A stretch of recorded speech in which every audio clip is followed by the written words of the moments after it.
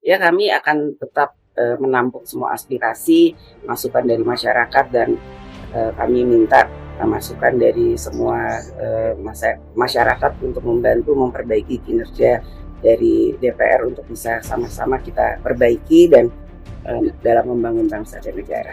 Sekarang kalian mengatakan bahwa kita akan mendengarkan aspirasi dari masyarakat. Kita akan melaksanakan aspirasi dari masyarakat tanpa menjelaskan aspirasi apa yang kalian maksud, aspirasi apa yang kalian dengar dari masyarakat. Sudah terlalu banyak kata-kata kosong, janji-janji kosong yang dilemparkan kepada kita semua dan tidak ditepati. Tapi kali ini kita menuntut kalian untuk punya akuntabilitas, untuk bertanggung jawab dengan kata-kata kalian bahwa kalian akan melakukan aspirasi dari masyarakat.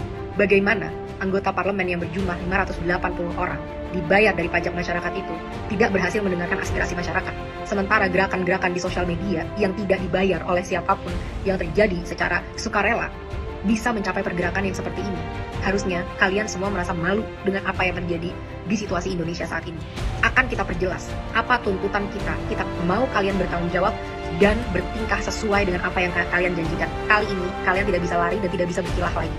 Karena aspirasinya sudah sangat jelas dari masyarakat. Pada sebelum 5 September pukul 23.59, ini adalah 12 hal yang kita tuntut dari kalian kalau memang kalian mau menunjukkan bahwa kalian masih berpihak kepada masyarakat. Pertama, sahkan rancangan undang-undang perampasan aset sekarang juga, sebelum 5 September, tengah malam. Kedua, pecat anggota DPR yang terbukti menghina rakyat, Ahmad Syaroni, Deddy Sitorus, Bambang Pacul, dan yang lain-lain itu yang berjoget-joget di parlemen. Mereka yang hanya mewakili kepentingan partai politik dan tidak kredibel untuk merepresentasikan kita, apalagi membuat kebijakan-kebijakan. Kita minta KPK, pahlawan kita, untuk segera cek seluruh harta dan aset mereka. Apakah itu didapat dari uang yang benar-benar legal atau ada permainan-permainan dari harta-harta tersebut. Crazy rich itu tidak mungkin bisa sekaya itu tanpa melakukan hal-hal yang tidak dibenarkan secara hukum. 3. Bebaskan pihak-pihak yang kalian tahan karena menyampaikan aspirasinya. Jangan salahkan semua terhadap masyarakat. Kalian juga harus bisa refleksi kenapa masyarakat bisa sampai semarah itu. Karena kalian selama ini sudah benar-benar tuli dan mati empati terhadap aspirasi dari masyarakat. Saat kita mau mendatangi rumah kita sendiri yang kita bayar dan kita bangun dengan hasil keringat sendiri, kita dipertemukan dan dihajar dengan aparat-aparat dan segala peralatan yang dibeli dari hasil pajak rakyat. Bebaskan mereka semua. Mereka hanya mau melakukan aspirasi. 4. Reformasi DPR. Kalau memang kalian tidak mau DPR dibubarkan, maka reformasi habis-habisan bagaimana cara kalian bekerja. 1. Audit secara transparan. Apa isi dari anggaran 9,6 triliun per tahun di tahun ini dan tahun depan? Apa itu? Setiap sennya kita mau tahu dengan jelas. Dan setelahnya, setelah 7 hari, kita mau kalian laporkan penyerapan anggarannya setidaknya setiap bulan kepada rakyat. Kita mau tahu apakah investasi kita itu benar-benar membuktikan dan memberikan kesejahteraan, atau ini semua hanya investasi bodong untuk kepentingan-kepentingan pihak-pihak tertentu. 2. Rampingkan segala anggaran. Tidak ada tunjangan-tunjangan ini, itu, tunjangan beras, dan lain sebagainya. Dan rampingkan jumlah anggota DPR. Bersihkan DPR dari pengkhianat-pengkhianat rakyat. Pengkhianat-pengkhianat bosnya sendiri. Potong semua anggaran yang tidak urgent untuk kesejahteraan masyarakat. Rapat-rapat, kunjungan kerja ke luar negeri, patwal, dan semua itu tidak ada hubungannya dengan kesejahteraan masyarakat. Hentikan budaya gila hormat, karena kalian semua adalah karyawan. Bertingkahlah seperti karyawan. Ketiga, tolak mantan napi korupsi sebagai anggota DPR ataupun anggota BUMN. Tidak ada lagi penghargaan terhadap pengkhianat bangsa yang merampok kekayaan rakyat. 4.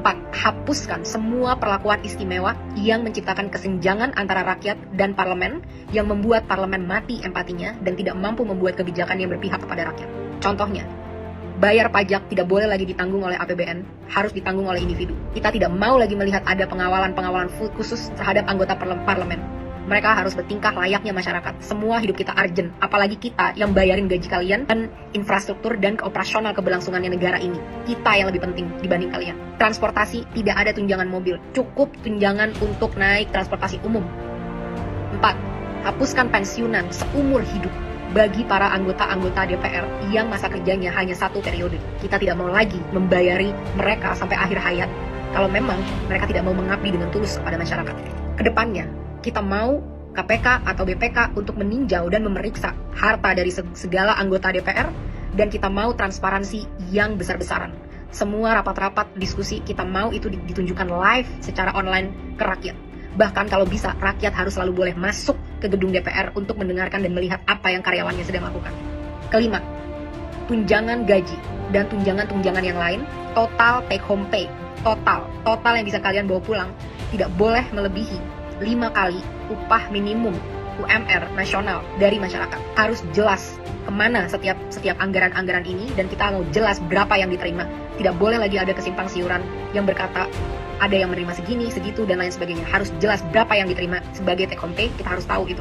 Keenam, tetapkan KPI, Key Performance Indicator, yang terukur bagi anggota DPR sebagai standar kinerja. Berapa RUU yang harus kalian sahkan, berapa RUU prioritas, dan lain sebagainya, harus dengan aturan yang jelas.